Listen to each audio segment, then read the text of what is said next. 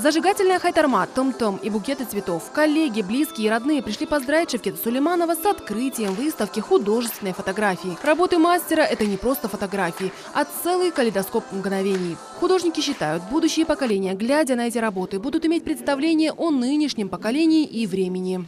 Мы увидели мальчика с великолепной фотографией, читающего Коран. Очевидно, это в ханском дворце. Свет такой хороший, отличный для фотографии.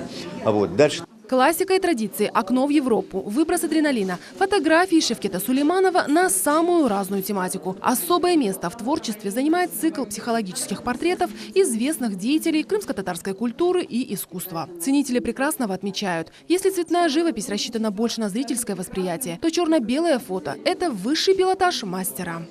Черно-белая фотография перерастает в цветную фотографию. И если цветная фотография фиксирует человека, его одежду и множество других второстепенных, распыляющих восприятие деталей, то черно-белая фотография, она фотографирует душу. Выставка приурочена дню рождения мастера фотообъектива. Здесь представлено более 60 различных по жанру и тематике работ. Это бытовые зарисовки из многочисленных поездок по Крыму, ближнему и дальнему зарубежью. В каждом снимке раскрыта красота любого этноса, взгляд из глубины души.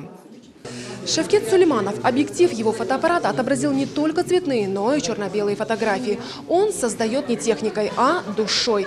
Мастер захватывает мгновение из вечности, чтобы запечатлеть его на века. Впервые Шевкет Сулейманов увлекся фотографией в 5 классе. Мастерству никто не обучал. Основная специальность художника – строитель. Но с 2012 года его основное занятие – фотография. В каждом своем снимке автор находит возможность остановить течение времени, открыть зрителю видение привычного мира совершенно иными глазами. Программируешь мозгом, видишь глазами, нажимаешь сердцем. Вот и получается вот такие моменты, мгновения, которые запечатлены на этих фотографиях.